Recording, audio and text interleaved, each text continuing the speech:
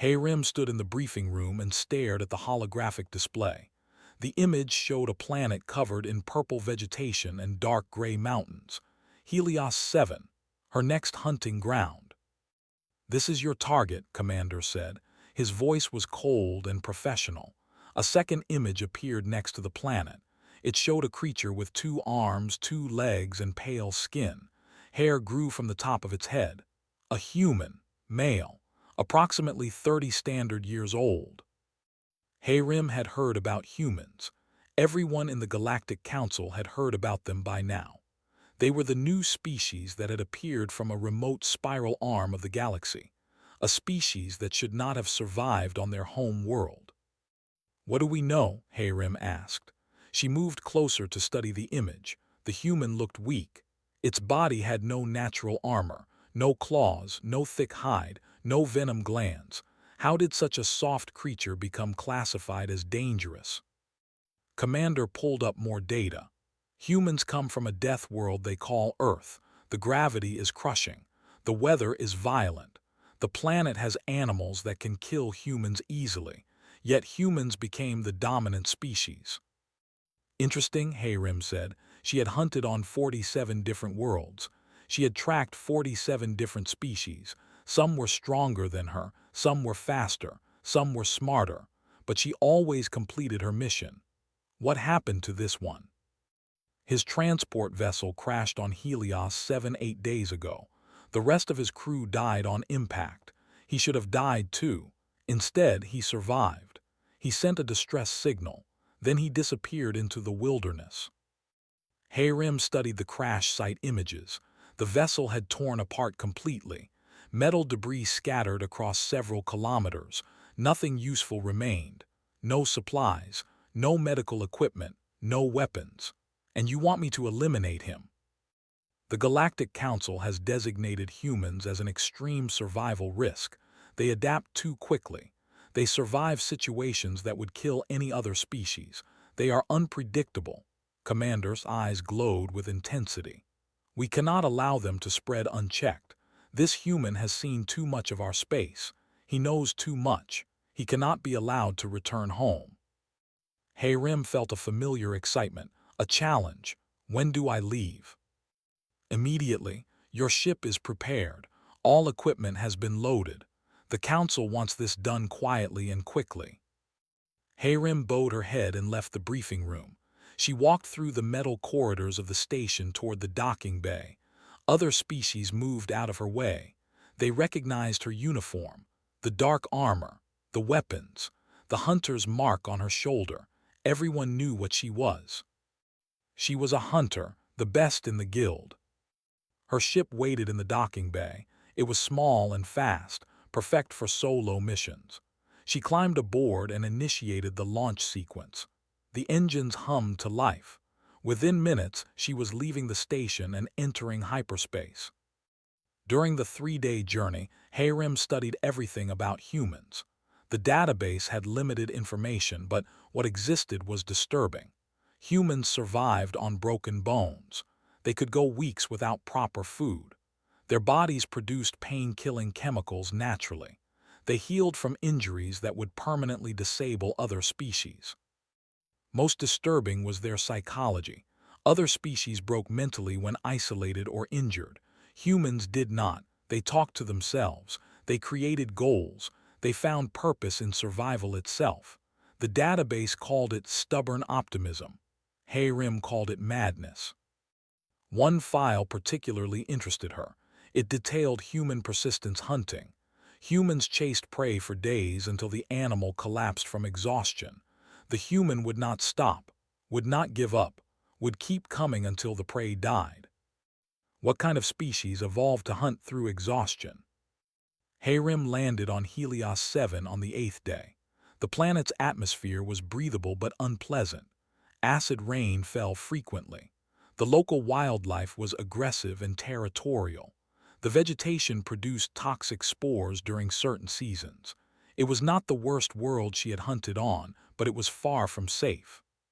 She equipped her gear carefully, tracking sensors, environmental shield generator, 2 plasma rifles, 1 energy blade. ration packs for 2 weeks, medical supplies, everything she might need. The crash site was easy to find. She stood among the twisted metal and studied the scene. The human's footprints led away from the wreckage. They were unsteady at first. He had been injured, but after a few hundred meters, the footprints became more stable. He had recovered quickly. Too quickly. Hayrim activated her tracking sensors and followed the trail. The human had moved northeast toward a mountain range. The path showed intelligence. He avoided the most dangerous areas. He stayed near water sources. He made smart choices for someone who had never been on this planet before. She tracked him for 3 days. The terrain was brutal. Acid rain burned through her shield twice. She had to replace the generator. Local predators attacked her twice. 6-legged creatures with razor-sharp teeth. She killed them both, but they wounded her leg. She treated the injury and continued. On the 3rd day, her sensors detected smoke. Hayrim slowed her approach. Smoke meant fire. Fire meant the human was there. She checked her weapons. She activated her camouflage system. She became nearly invisible. She moved through the purple forest silently. Her training allowed her to avoid every branch and leaf. She made no sound. Her sensors showed no detection alerts. She was perfectly hidden. The smoke grew thicker. She could smell burning wood. Strange smells mixed with it, cooking food. Hayrim reached a ridge overlooking a small clearing. She crouched behind a rock formation and looked down. She could not believe what she saw. The human sat beside a campfire. He was not hiding. He was not building weapons. He was not preparing defenses. He was cooking something on a stick over the flames. The meat sizzled and popped. He turned it carefully, making sure it cooked evenly. He was humming. Hayrim raised her rifle scope and studied him closer. Jinwoo. That was his name according to the database. He looked relaxed. His clothes were torn but clean. He had washed them somehow. His hair was messy but not dirty. He had a small shelter behind him made from branches and large leaves. He looked like he was camping. Not surviving, camping. Hayrim's tactical AI spoke in her ear. Target exhibits 0 threat awareness. Possible neural damage from crash. Recommended action, immediate elimination. But Hayrim did not fire. She watched as Jinwoo pulled the meat from the fire and examined it. He nodded with satisfaction. Then he reached into a small pouch and sprinkled something on the meat. Seasoning. He had found seasoning somehow. He had been on this planet for 11 days. He had no supplies, no equipment, no support. Yet he sat by a fire cooking seasoned meat like he was in his own backyard. This was not what Hayrim expected. The briefing had warned her about a desperate, dangerous survivor. Instead, she found someone who had made himself comfortable. Jinwoo bit into the meat and smiled. Hayrim kept watching. Her mind tried to understand what she was seeing. Every instinct told her this was wrong. This was impossible. No one survived like this. No one adapted this quickly. Unless the reports about humans were true. Unless they really could make anywhere feel like home. Hayrim remained hidden behind the rock formation for another hour. She watched Jinwoo finish his meal. He cleaned his cooking stick carefully with a cloth. He added more wood to the fire. He arranged smooth stones in a circle around the flames. The stones were different sizes, almost like seats. Her tactical AI kept suggesting elimination protocols. She kept dismissing them. Something was wrong with this picture. Every hunting manual in existence said prey acted in predictable ways. Prey ran, prey hid, prey fought. Prey did not sit comfortably and cook dinner. Jinwoo stood up and stretched. He looked at the sky. The purple clouds were darkening. Acid rain would fall soon. He walked to his shelter and reinforced some of the joints. He used a strange paste that looked like tree sap mixed with mud. The paste hardened quickly. He tested it with his hand and nodded with satisfaction. Hayrim checked her sensors. The paste would actually work. It would protect against the acid rain. How did he figure that out? The local tree sap was toxic. Most species would die from touching it, but mixed with that specific mud, it became safe and useful. Had he tested this through trial and error? Had he risked poisoning himself? Jinwoo returned to the fire. He pulled out a crude water container made from woven plant fibers. He drank slowly. The water looked clear. He had filtered it somehow. The local water sources carried parasites that could kill in 3 days, yet he drank without concern. The acid rain began to fall. Hayrem's shield activated automatically. The raindrops hissed against the energy field. Jinwoo simply moved under his shelter. The roof kept him dry. He sat cross-legged and pulled out a small piece of wood. He began carving it with a sharp stone. He was making art. In the middle of a hostile alien planet, while being hunted by a professional killer, he was carving wood. Hayrem's confusion turned into something else. Curiosity, deep, overwhelming curiosity. She had hunted dozens of species. She had studied hundreds more. None of them behaved like this. None of them treated survival as casual existence. The rain lasted for 30 minutes. When it stopped, Jinwoo emerged from his shelter. He checked his fire. It had survived under a covering of large leaves. He removed the leaves and added fresh wood. The flames grew strong again. Then he spoke. "I know you are there." Hayrem froze. Her camouflage was active. Her sensors showed no detection. How could he possibly know? Jinwoo did not turn around. He kept tending the fire. "The food is almost ready. Are you hungry?" His accent was terrible. He spoke in broken, but the words were clear enough. Hayrem's mind raced. This had to be a trap. He was trying to lure her out. She stayed silent and motionless. "I am not going to hurt you," Jinwoo continued. He still did not look in her direction. "I am just a maintenance worker. I fix air recyclers and water systems. I am not a soldier." Hayrem's training screamed warnings. Every protocol told her to either attack or retreat. Instead, she stayed frozen, watching him. Jinwoo finally turned and looked directly at her hiding spot. His eyes met hers through the scope. He smiled. "I can smell your equipment. It has an ozone scent. Your shield generator, I think. I noticed it about an hour ago." Impossible. Her equipment was military grade. It produced minimal signatures. No organic being should detect it. "Also," Jinwoo added, "you stepped on 3 twig clusters while moving into position. The local animals avoid those. They make a clicking sound that attracts predators. So when I heard clicks but saw no animals running, I knew someone was watching." Hayrem lowered her rifle slightly. He had detected her through smell and environmental observation, not through technology, through natural awareness. Her pride stung. She was supposed to be invisible. "Who are you?" she called out. Her voice amplifier made her sound closer than she was. "My name is Jinwoo. I am from Earth.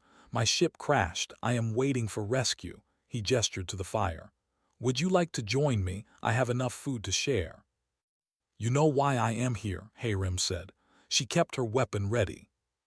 "Yes, you are here to kill me." Jinwoo's voice was calm. "The Galactic Council thinks humans are dangerous. They sent you to eliminate me quietly. I understand. Yet you offer me food." "Of course. You have been tracking me for 3 days in terrible conditions. You must be tired and hungry. It would be rude not to offer." Hayrem's confusion deepened. Was this a human custom, offering food to those who came to kill you? Or was this some elaborate psychological warfare? "How do I know the food is not poisoned?" she asked. Jinwoo laughed. The sound was genuine. "If I wanted to poison you, I would have done it 3 days ago. Your water source was compromised on the first day. I left markers to guide you to a clean source. Did you see the stacked rocks?" She had seen them. She had assumed they were natural formations. But thinking back, they had appeared at every contaminated water source. They had guided her to safe drinking locations. He had been helping her while she hunted him. This is insane, Harem muttered. Probably, Jinwoo agreed. But I am still offering dinner. The meat is from a local animal. 6 legs, razor teeth, purple blood. I killed one yesterday. It is safe to eat if you cook it properly. I also found some roots that taste like garlic. They go well with the meat. Harem made a decision that went against all her training. She deactivated her camouflage and stood up. She kept her rifle pointed at Jinwoo but lowered it slightly. She walked down from the ridge into the clearing. Jinwoo watched her approach. He did not seem afraid. His eyes studied her with interest. You are, yes, I read about your species in the database. You are skilled hunters. The best, Harem said. She stopped 3 meters from the fire, close enough to shoot if needed, far enough to retreat if necessary. Would you like to sit? Jinwoo gestured to one of the smooth stones he had arranged. I tried to make them comfortable. It is not perfect, but it is better than the ground. Harem hesitated. Every instinct told her this was wrong, but her curiosity won. She sat down on the stone. It was surprisingly comfortable.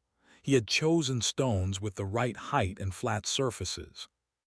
Jinwoo picked up the cooking stick. The meat was perfectly browned. He pulled off a piece and offered it to her. Try it. I think you will like it. Harem took the meat carefully. She scanned it with her wrist device. No toxins, no poisons, just cooked protein with plant-based seasoning. She took a small bite. It was delicious. Jinwoo smiled at her expression. Good, right? I was not sure about the seasoning at first. I had to test about 8 different plants before I found one that did not make me sick. The purple ones were terrible, made me vomit for an hour, but the yellow ones worked perfectly. You tested toxic plants on yourself? Harem asked in disbelief. How else would I know which ones are safe? Jinwoo took a bite of his own meat. Small amounts first. Wait for reactions. Build up tolerance if possible. Basic survival technique. Basic survival technique, Harem repeated. She looked at this human sitting across from her. He had poisoned himself deliberately to learn about local plants. He had killed dangerous predators for food. He had built shelter and tools from nothing. He had done all this while knowing someone was coming to kill him. And he had invited her to dinner. You are not what I expected, Harem said quietly. Jinwoo laughed again. I get that a lot. They sat in silence for a few minutes. Harem ate the meat slowly. Her mind worked through possibilities and scenarios. Jinwoo added more wood to the fire and looked at the darkening sky. It will rain again soon, he said. The clouds move in patterns, every 6 hours more or less. You should stay under the shelter if you plan to be here. I am equipped for the weather, Harem said. She touched her shield generator. That thing uses a lot of power, though. I have been tracking your energy signature. You have replaced the generator twice already. The acid rain drains it faster than normal rain. Jinwoo looked at her equipment with professional interest. You should coat the external sensors with tree sap, the processed kind mixed with mud. It will protect them and save power. Harem stared at him. You have been tracking me. Of course, you are hunting me. I needed to know where you were. He said it like it was obvious. You are very good, by the way. I almost lost you twice, but you always found my trail again. Yet you did not run. Where would I run to? Jinwoo shrugged. This planet is hostile everywhere. Running just wastes energy. Better to stay in one place and prepare. Besides, my distress beacon is charging. It should be ready in 3 more days. Then my people will come get me. I will not let you signal them, Harem said. She kept her voice firm. I know that is your mission. Jinwoo did not seem upset, but I think you are confused now. You expected something different when you found me. He was right. Harem had expected a desperate survivor, someone dangerous and unpredictable, someone she would need to kill quickly before they killed her. Instead, she found someone who offered dinner and shelter advice. Tell me about your world, Harem said. She wanted to understand. Tell me about Earth. Jinwoo's eyes brightened. He loved talking about his home, that much was clear. Earth is beautiful and terrible. We have oceans that cover most of the planet, mountains that touch the sky, deserts where nothing grows, forests full of life, but everything on Earth wants to kill you. Like this planet. Worse than this planet, Jinwoo smiled. Earth has animals with enough venom to kill 50 humans, plants that burn skin on contact, whether that destroys cities, earthquakes that split the ground, volcanoes that blacken the sky, diseases that kill millions, and humans survived all of it. How? We adapted, we learned, we worked together. Jinwoo poked the fire with a stick. We did not have natural weapons like claws or fangs. We did not have armor or venom. We just had our brains and our stubbornness. So we made tools, we built shelters, we created societies, we refused to die. Harem thought about the database files, the persistence hunting, the pain tolerance, the psychological resilience. Your species evolved to never give up. Basically, yes, Jinwoo nodded. Giving up meant death, so we stopped giving up. It became part of who we are. That is why the Council fears you. I know they think we will spread too far, adapt too quickly, compete with other species. Jinwoo looked sad. But we do not want to compete. We want to learn. We want to meet new people. We want to explore and discover. We are not conquerors. Tell that to the Council, Harem said. They see only the danger. What do you see? The question surprised Harem. She looked at Jinwoo across the fire. What did she see? A target, a threat, or something else entirely? I see someone who should be dead but is not, she said slowly. I see someone who survived impossible conditions. I see someone who made a home in a hostile place. I see someone who offered food to their hunter. And is that dangerous? Jinwoo asked softly. Yes, Harem admitted, but not in the way the Council thinks. Jinwoo tilted his head. What do you mean? You are dangerous because you change the rules, Harem explained. Every species in the galaxy has limits. We know what we can and cannot do. We know our boundaries, but humans do not have boundaries. You adapt to everything. You survive anything. You make the impossible look easy. We just do what we must to survive. No, you do more than that. Harem pointed around the clearing. Survival would be hiding in a cave and eating raw meat. You built a shelter, you cooked food, you found seasoning, you created comfort. You did not just survive, you lived. Jinwoo considered this. Is that wrong? It is terrifying, Harem said honestly, because it means humans can go anywhere, live anywhere, thrive anywhere. What happens to the rest of us when you spread across the galaxy? What happens when you reach our worlds? We could be friends, Jinwoo said simply. We could share meals and stories. We could learn from each other. We could build things together. The Council does not want friends. They want control. What do you want? Another surprising question. Harem had never thought about what she wanted. She was a hunter. She followed orders. She completed missions. Her wants did not matter. But sitting by this fire, eating cooked meat, talking to a human who should be her enemy, she realized something had changed. I want to understand, she said finally. I want to know how you do this, how you stay calm, how you find comfort in chaos, how you refuse to break. Jinwoo smiled. That is easy. We tell ourselves stories. Stories? Yes, stories about who we are and what we can do. Stories about tomorrow being better than today. Stories about survival and hope and meaning. He looked at the fire. When I crashed here, I could have given up. I could have sat in the wreckage and waited to die. But I told myself a different story. I told myself this was just a camping trip. A bad camping trip, but still a trip. I told myself I would survive until rescue came. I told myself I would make the best of it. And that was enough. That was everything. Jinwoo met her eyes. The story we tell ourselves determines how we face the world. If I tell myself I am doomed, I am doomed. If I tell myself I can survive, I can survive. Humans learned this long ago. Our stories save us.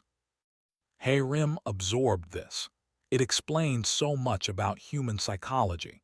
They created their own reality through narrative. They refused to accept defeat because they told themselves they could win. "What story will you tell about me?" she asked. Jinwoo thought for a moment. "I will tell a story about a skilled hunter who had a choice. She could follow orders blindly, or she could think for herself. She could kill without question, or she could understand first. I think she is still deciding which story she wants to live." The rain began again. Haerim's shield activated. Jinwoo gestured to his shelter. "The invitation still stands. Save your power, share my shelter. We can continue talking." Haerim stood slowly. She looked at her equipment. The power was draining fast. The rain would last at least 30 minutes. She could waste her remaining power, or she could trust this human. She walked toward the shelter. Jinwoo moved over to make room. The shelter was small but well made. The roof held perfectly against the acid rain. They sat side by side, watching the fire steam under its protective covering. "Thank you," Haerim said. "You are welcome. Thank you for not shooting me." They both smiled at that. Outside, the rain fell harder. Inside the shelter, two beings from different worlds sat together. One was supposed to hunt. The other was supposed to die, but instead they talked. They shared space. They began to understand each other. And Haerim realized her mission had just become much more complicated. The rain stopped after 20 minutes. Jinwoo checked the fire and added fresh wood. The flames grew strong again.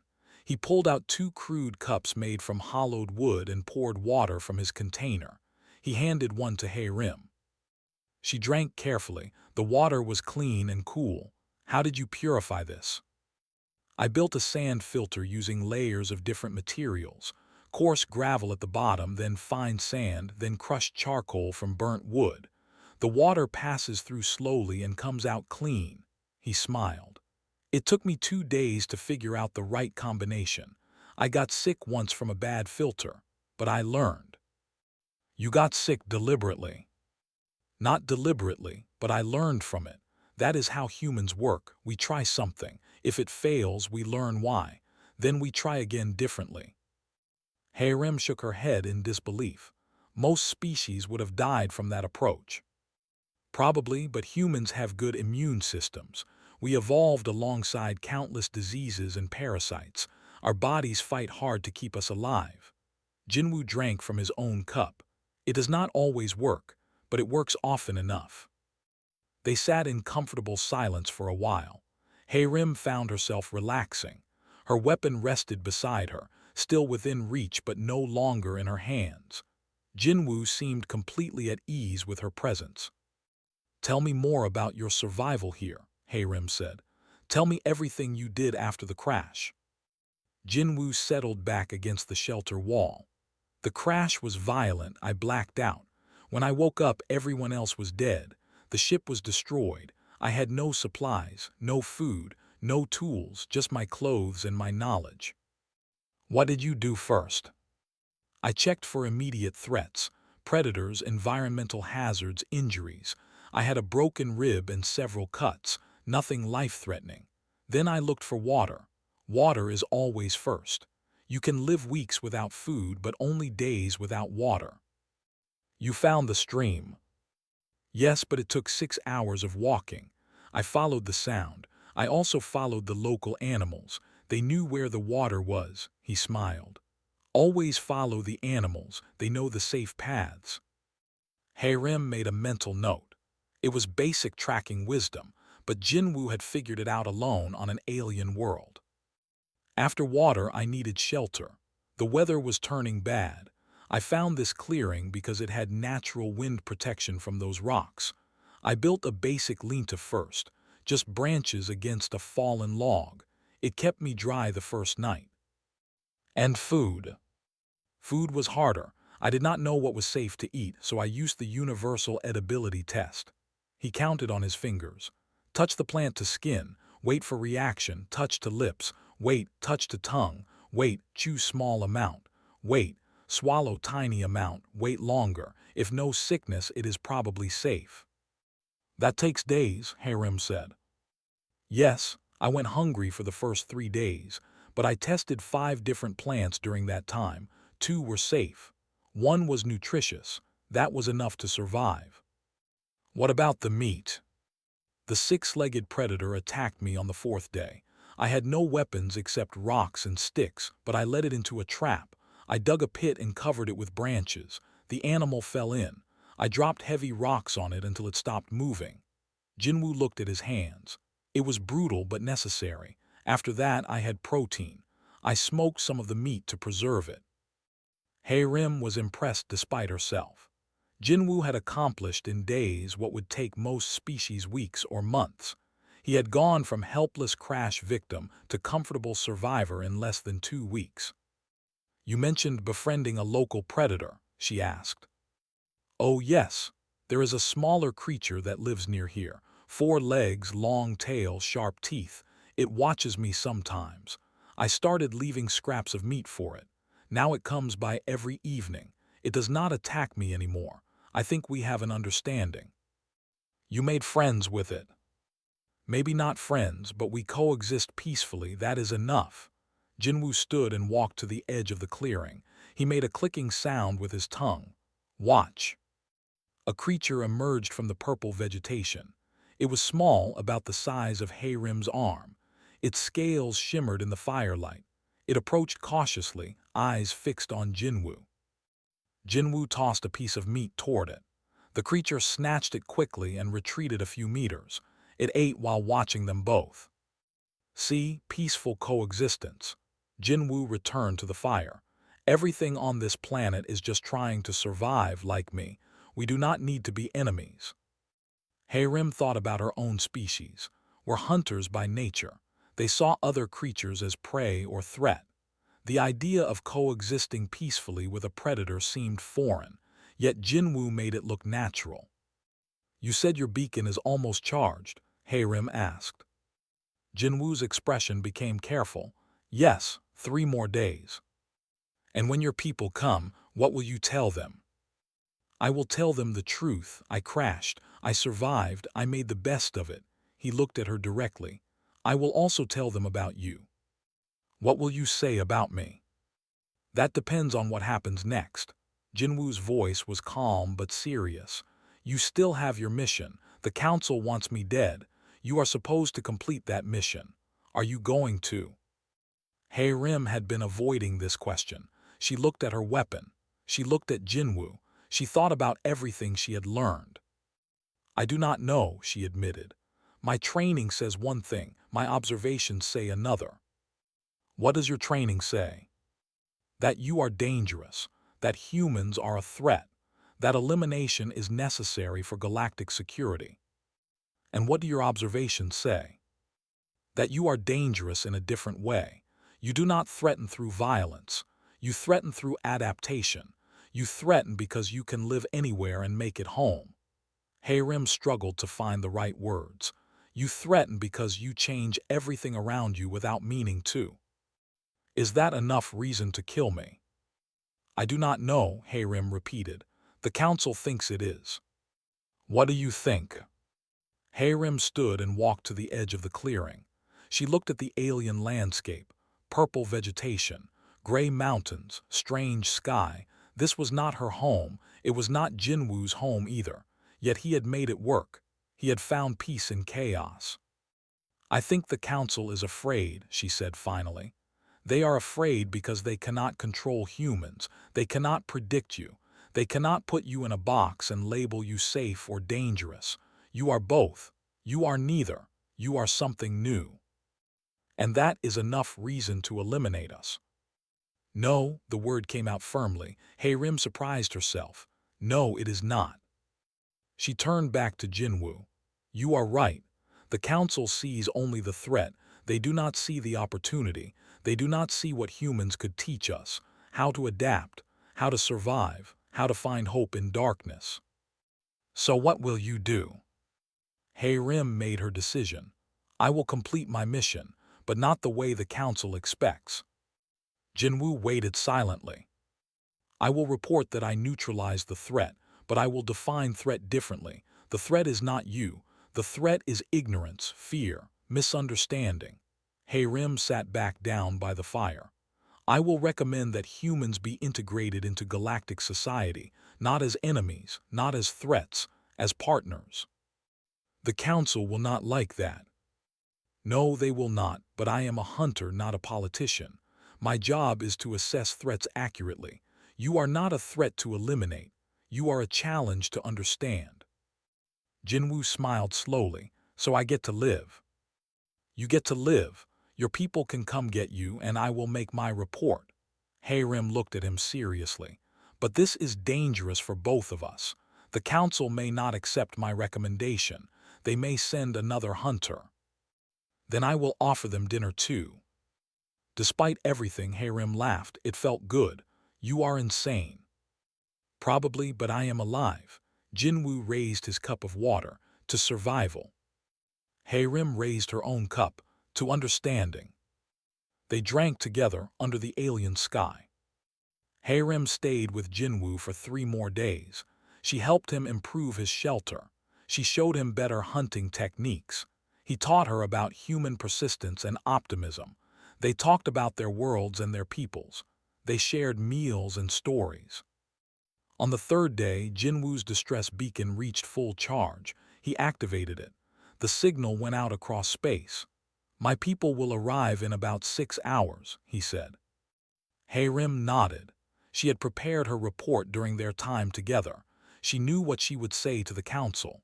She also knew there would be consequences. What will happen to you? Jinwoo asked. He looked concerned. When you tell them you did not kill me. I do not know, maybe nothing, maybe demotion, maybe worse, Hayrim shrugged. But it is the right thing to do, I can see that now.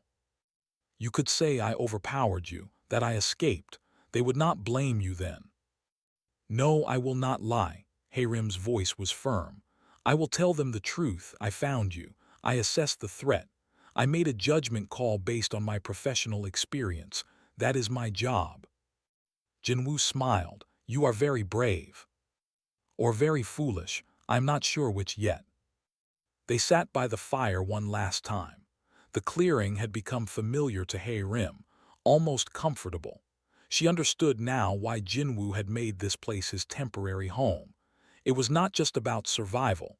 It was about maintaining dignity and humanity in impossible circumstances. A sound came from the sky, ships approaching, 3 of them, human vessels. They descended carefully and landed near the clearing. Doors opened. Humans emerged wearing protective suits. Jinwoo stood and waved. That is my rescue team. The humans approached cautiously. They saw Hayrim and her weapon. Their own weapons came up. Jinwoo moved between them quickly. Stop, she is a friend, she helped me. The lead human, a woman with short dark hair, looked between Jinwoo and Hayrim. You are the hunter the Council sent. I am, Hayrim said. She stood slowly with her hands visible. I was sent to eliminate Jinwoo. I chose not to. Why? The woman asked suspiciously. Because I learned more in 3 days than the Council learned in months. Your species is not what they think. You are not a threat to eliminate. You are a people to understand. The woman studied her carefully. You could have killed him at any time. Yes, but that would have been wrong. It would have been murder, not justice. Jinwoo spoke to his people in human language. Hayrim's translator picked up fragments. He was explaining what happened, how she found him, how they talked, how she changed her mind. The humans listened and looked at her with new eyes. The woman approached Hayrim. My name is Bora. I am the captain of this rescue mission. Jinwoo says you treated him with respect and kindness. That is not what we expected from a Council hunter. I did what was right, Hayrim said simply. Will the Council send others? Bora asked. Possibly, I will try to prevent that, but I cannot guarantee success. Bora nodded slowly. Then we need to work together. Humans cannot survive in this galaxy alone. We need allies. Are you willing to be an ally? The question surprised Hayrim. She had expected suspicion and hostility. Instead, she received an offer of partnership. It was very human. "I am willing," she said. Jinwoo smiled widely. "See, peaceful coexistence. I told you it works." The humans began packing Jinwoo's belongings. They documented his shelter and survival techniques. They took samples of the food and water he had processed. Everything would be analyzed and added to human survival databases. Bora spoke with Hayrim privately. "What will you tell the council?" "The truth, that I assessed the threat and determined elimination was unnecessary, that humans should be integrated, not eliminated." "They will not like that." "No, but I have evidence to support my conclusion. Jinwoo survived impossible conditions. He adapted perfectly. He created comfort in chaos. Those are not the actions of a dangerous animal. Those are the actions of a civilized being." "Thank you," Bora said quietly, "for seeing us as people. Thank you for showing me what humanity really means." Jinwoo approached them. "I have something for you." He held out a small wooden carving. It was the piece he had been working on during the rain, a figure of two beings sitting by a fire. "To remember," Jinwoo said, "that enemies can become friends. That understanding is stronger than fear." Hayrim took the carving carefully. It was rough but meaningful. "I will keep this always. When you come to Earth, I will show you real camping, with tents and marshmallows and no acid rain." "What are marshmallows?" Jinwoo laughed. "You will see, it is a human tradition. We cook them over fires. You will love it." The humans prepared to depart. Jinwoo climbed aboard his ship. He waved to Hayrim through the window. She waved back. The ships lifted off and disappeared into the purple sky. Hayrim stood alone in the clearing. The fire still burned. The shelter still stood. Evidence of human presence remained. She took visual recordings of everything. This would be part of her report. She returned to her own ship and began the journey back to Council space. During the 3-day trip, she wrote her report carefully. She included every observation, every conversation, every revelation about human nature. She held nothing back. When she arrived at the station, she submitted her report immediately. Then she waited. Commander summoned her within an hour. His face showed anger and confusion. "You did not complete your mission." "I completed my mission accurately," Hayrim corrected. "I assessed the threat. The threat was not what you believed. You were ordered to eliminate the human." "I was ordered to neutralize the threat.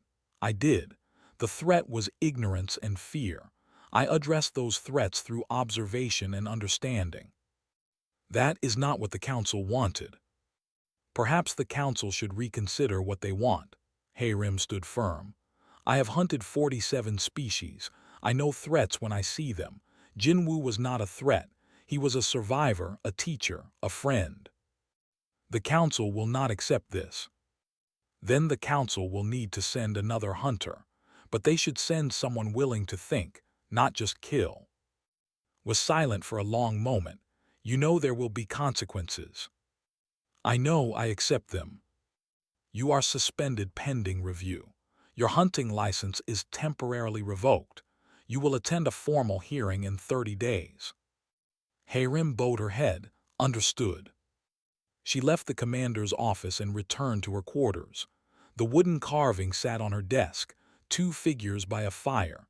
She picked it up and smiled. 3 months passed. The hearing happened. Hayrim presented her evidence. She showed recordings. She shared observations. The council debated for weeks. Finally, they reached a decision. Hayrim's actions were classified as professional judgment within acceptable parameters. Her license was restored. Humans were reclassified from extreme threat to extreme adaptation specialists. They would be monitored but not eliminated. The Council recommended humans for frontier exploration and cross-species cooperation programs. Their unique survival abilities made them valuable partners rather than dangerous enemies.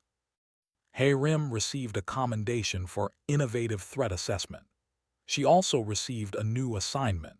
She would serve as liaison between the Council and human representatives. She would help bridge the gap between species. One morning, a package arrived at her quarters. It came from Earth. Inside was camping equipment, a small tent, cooking supplies, and a note from Jinwoo. "You are always welcome on Earth. Come visit any time. I promise the camping will be more comfortable than Helios 7. Bring your appetite, we have much better food here. Your friend, Jinwoo." Haerim requested personal leave. She had never taken a vacation before, but she had never had a friend before either. She traveled to Earth. Jinwoo met her at the spaceport. He looked healthy and happy. He hugged her in the human fashion. She allowed it. "Welcome to Earth," he said. "Are you ready to learn about human camping traditions?" "I am ready," Haerim said. They traveled to a place Jinwoo called a national park. Mountains and forests surrounded them. A clear stream ran nearby. They set up camp properly this time. A real tent, a contained fire, safe food and clean water. As night fell, they sat by the fire and roasted marshmallows. Haerim tried one. It was sweet and strange and wonderful. "See," Jinwoo said, "much better than hunting me." "Much better," Haerim agreed. They talked late into the night, about their worlds, their peoples, their hopes for the future. Around them the forest lived and breathed. Above them stars shone in an alien sky that was becoming familiar. Haerim realized she had learned the most important lesson of her career. Sometimes the best way to hunt something is to stop hunting and start understanding. Sometimes enemies become friends. Sometimes the greatest threat is not the unknown other, but your own unwillingness to see beyond fear. She looked at Jinwoo and smiled. "Thank you," she said, "for teaching me what humanity means." "Thank you," Jinwoo replied, "for giving us a chance." The fire burned warm between them. Two beings from different worlds. Two friends who once were hunter and prey. Together under the stars, sharing stories and marshmallows and hope for tomorrow. And somewhere far away, the Galactic Council began to understand that humanity's greatest weapon was not violence or conquest. It was their ability to make anyone, anywhere, feel welcome at their fire. That was the real reason they could never be defeated. They simply refused to be enemies.